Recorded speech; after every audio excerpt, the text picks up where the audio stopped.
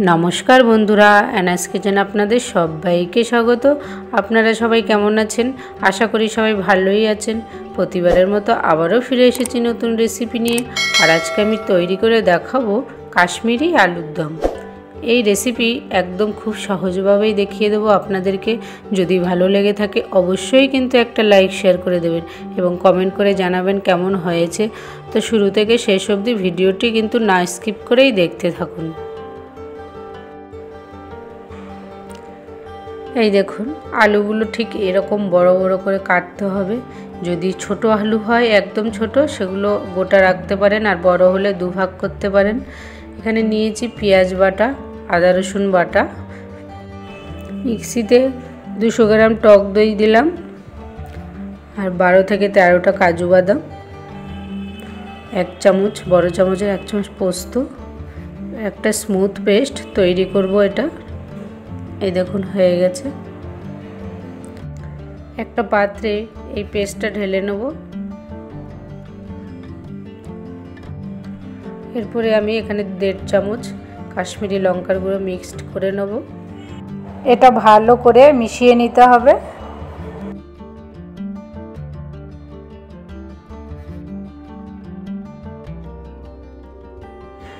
এরপরে কড়াই গরম হলে একটা ভাজা মশলা তৈরি করে দিয়ে দিলাম। গোটা জিরে 1 চামচ, 1 চামচ মৌরি, 1 চামচ গোটা ধনে, আর গোটা গরম মশলা, দারচিনি, এলাচ, লবঙ্গ।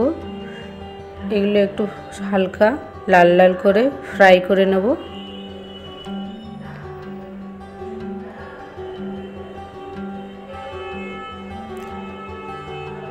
হয়ে গেছে লাল লাল করে। এবারে কড়াইয়ের মধ্যেই সর্ষের তেল দিয়ে দিলাম। এবার আলুগুলো ভেজে নিতে হবে। সব আলুগুলো দিয়ে দেব। দিয়ে দিলাম 1 চামচ নুন, নেড়ে চেড়ে দেব।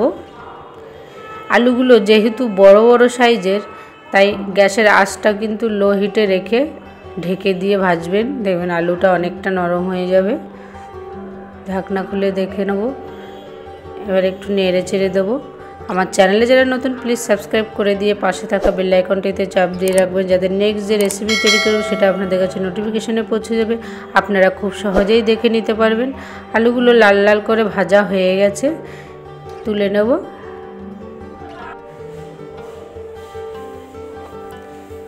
এবার ওই তেলেই আবারও কিছুটা সর্ষের তেল অ্যাড করতে হবে। তেলটা একটু বেশি করেই দেবেন।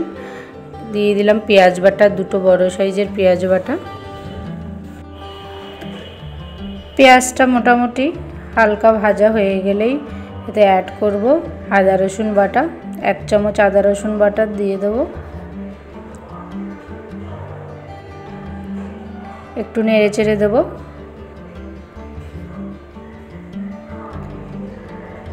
দিয়ে দেবো স্বাদ মতো নুন। নুনটা আপনাদের পছন্দ অনুযায়ী দেবেন। হলুদ গুঁড়ো 1/2 চামচ হলুদ গুঁড়ো, আর 1/2 চামচ লাল লঙ্কার গুঁড়ো, আর 1 চামচ কাশ্মীরি লঙ্কার গুঁড়ো ছোট চামচে। ঝালটা আপনাদের পছন্দ অনুযায়ী নেবেন। একটু মশলাটাকে ভালো করে কষিয়ে নেব।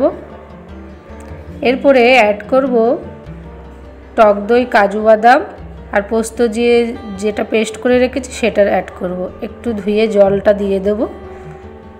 গ্যাসের আঁচটা একটু লো হিটে রাখবেন। নেড়ে চেড়ে ভালো করে দেব।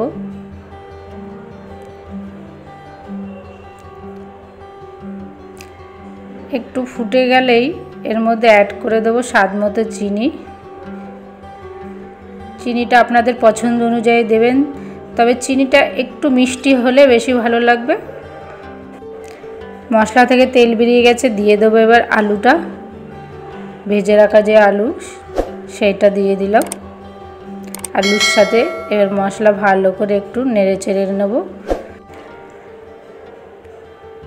আলুর সাথে ঠিক এইভাবে 1 থেকে 2 মিনিট এইভাবে নেড়ে চেড়ে নেবেন লো টু মিডিয়াম হিটে। এই দেখুন কতটা তেল বেরিয়ে গেছে। ভালোভাবে এটা বেশ আলুর সাথে কষানো হয়ে গেছে। এরপরে দিয়ে দেবো গরম জল পরিমাণ মতো। খুব বেশি জল দেবেন না, অল্প জলই দেবেন, যেহেতু এটা গ্রেভিটা একটু ঘন হবে। এবারে একটু ঢেকে দেবো 5 থেকে 7 মিনিট লো হিটে আলুগুলো সেদ্ধ হয়ে যাবে। লো হিটে দিলে আলুটা দেখে নেব সেদ্ধ হয়েছে কিনা ভালো করে। এখানে যেহেতু বড় করে আলুগুলো কাটা তাই সেদ্ধটা ঠিকঠাকভাবে হলে কিন্তু তারপরে সব কিছু অ্যাড করবেন। এবার সব শেষে আমি অ্যাড করলাম ভাজা মশলা, যে ভাজা মশলাটা গুঁড়ো করে নিয়েছিলাম সেই ভাজা মশলাটা আমি দিয়ে দিলাম। এই ভাজা মশলাটা কিন্তু রান্নার শেষের দিকে ব্যবহার করবেন, তাতে কিন্তু দারুণ একটা স্মেল আসে, খেতেও কিন্তু দুর্দান্ত হয়। হয়ে গেছে। এরপরে আমি অ্যাড করব 1 চামচ ঘি। এখানে চাইলে আপনারা গরম মশলা ব্যবহার করতে পারেন, তবে গরম মশলা না হলেও হবে যেহেতু ভাজা মশলা দিয়েছি। এবার দিয়ে দিলাম কসুরি মেথি। কসুরি মেথিটা একটু ক্রাশ করে দিয়ে দিলাম, নেড়ে চেড়ে দেবো। এরপরে সবশেষে আপনারা চাইলে ধনেপাতা কুচি অ্যাড করতে পারেন, তবে যাদের পছন্দ না আপনারা সেটা স্কিপ করে যেতে পারেন। এইভাবেও কিন্তু খেতে দারুণ লাগবে ধনেপাতা ছাড়াও। এবার এইভাবে রেখে দেবো 5 মিনিট। তৈরি হয়ে গেল কাশ্মীরি আলুর দম। এই কাশ্মীরি আলুর দম পোলাও বা ফ্রাইড রাইসের সাথে কিন্তু দারুণ লাগে খেতে, এমনকি পরোটা বা রুটির সাথেও খাওয়া যেতে পারে। এই রেসিপিটা আশা করি আপনাদের ভালোই লেগেছে, আর যদি ভালো লেগে থাকে অবশ্যই কিন্তু একটা লাইক শেয়ার করে দেবেন এবং কমেন্ট করে জানাবেন কেমন হয়েছে।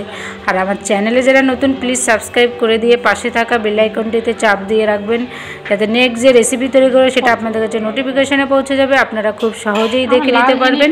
সুস্থ থাকবেন, ভালো থাকবেন। আবারও দেখা হচ্ছে নেক্সট রেসিপি নিয়ে। প্লিজ আপনারা অবশ্যই পাশে থাকবেন। ধন্যবাদ। 5 রকমের 5টা মিষ্টি কেকে সাজালো।